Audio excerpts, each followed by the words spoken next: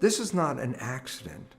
This is nature's natural immune vaccination system. I'll give you one significant insight into this that comes from us in 1986 when the swine flu epidemic scared everybody. And the significance was that all of a sudden the government felt that it was necessary to inject everybody with a vaccine against the swine flu. And the problem was nobody tested this vaccine. And while they were creating all these vaccines, insurance companies started to step away from the government and said, wait a minute, you're going to inject the entire population with vaccines that haven't really fully been tested? The insurance companies balked and said, we're not even going to cover that. The government actually had to change the Constitution in the United States because by definition, the Constitution, the government can't be an insurer of the people. And yet the insurance company said they're not going to cover this government mandated vaccine. So the government said, okay, we'll cover it. And guess what? There was no real swine flu epidemic at all, but it cost the government billions of dollars in insurance for a simple reason. The vaccines killed many more people than the so-called swine flu that really didn't exist.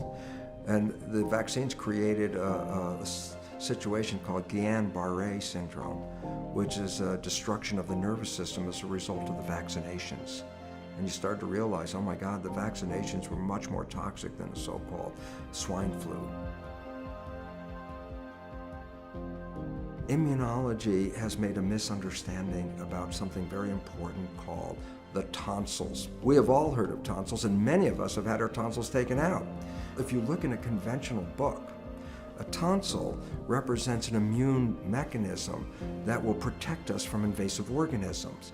And the tonsils, there's actually 3 pairs or 6 tonsils making a ring around your throat. And the significance of the tonsils is they are the devices that apparently are protecting us, and I use that with quotes, from foreign things such as viruses or bacteria that enter through our mouth, our nose, our eyes, or our ears, because all of these structures have conduits that connect to the throat. So if an invasive organism enters into our body through any of the holes in our head, these organisms must pass through the ring of the tonsils.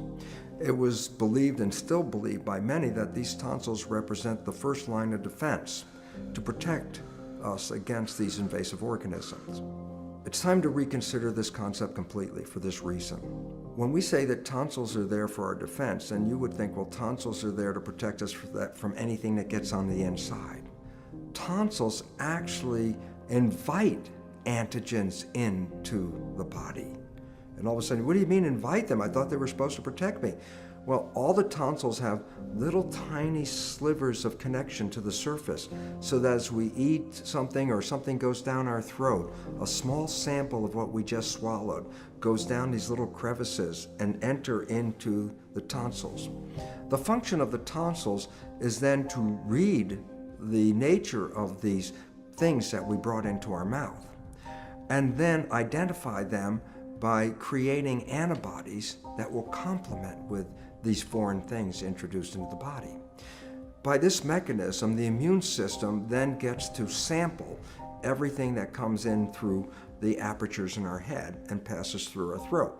Not only does it sample it, but it's a place where we set up a learning system. This is where we teach the immune system to recognize the things in our environment.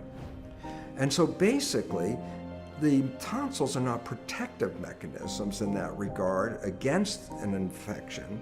The tonsils are a place of immunological learning because we invite the antigens in so we can create antibodies against them. By definition, the tonsils are designed for oral vaccination, meaning anything you put into your mouth, the tonsils will facilitate an immune response against anything that's not part of your normal body.